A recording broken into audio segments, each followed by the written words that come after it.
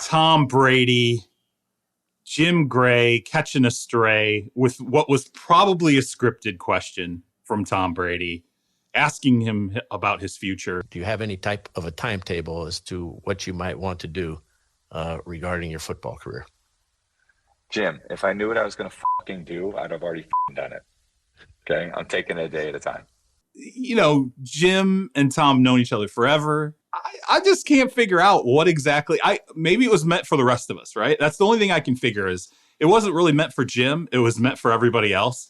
Just basically throwing up the middle finger and saying, I'll get to you when I get to you, right? I mean, like that. Is that what that was? I think Tom might be a little frustrated because, I mean, the season obviously didn't go the way that he envisioned it going when he decided to come back this year. And also, I kind of think Tom might be reckoning with the idea that not everybody is going to be lining up at his door to get him. And to be frank, like, if you ask Tom Brady what he's about to do next, he says, I don't know. That's probably the truth because, you know, how many teams really need Tom Brady, at least like the last version that we saw of him? It sounds kind of crazy to say, but yeah, he's going to be, 46 next year? I think this was scripted. I think at most, like the farthest from scripted this was is maybe they said they'd touch on it and not in this exact wording. And then the wording kind of set Tom off. But what I think is interesting is like, even if you script this, I think it's reflective of probably his emotions on it right now. Like he doesn't know. That's kind of unsettling. Quite honestly, I kind of feel like there's similarities between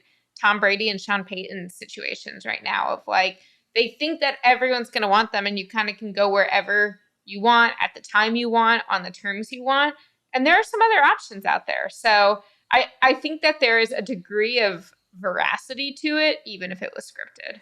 Yeah, I think in terms of the options, one of the things that we're seeing with Tom Brady and probably even Sean Payton is that it's got to come down to an owner he can trust and an owner that's willing to give him power and empower him to do what he wants to do and step away. And when you look at all the teams out there, either they're owners that he won't trust, owners who have shown in the past they aren't willing to give up that kind of power, or owners he just doesn't know the reality of what the track record is. And they truly believe that Tom still would like to play in Miami for the Dolphins, that goal that he had last offseason that didn't come to fruition has never fully gone away. And the opportunity right now just isn't there for that to happen.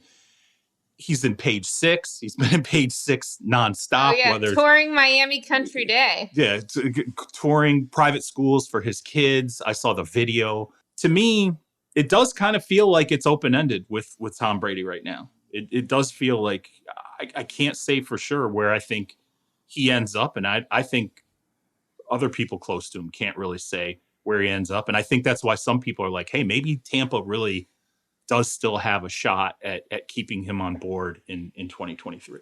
I think Tampa makes the most sense for him still. Yeah, we talked about this.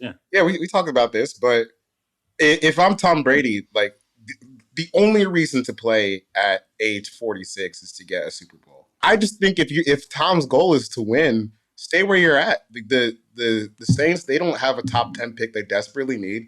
The Falcons are still in rebuilding mode, and the Panthers don't have a quarterback. Good point.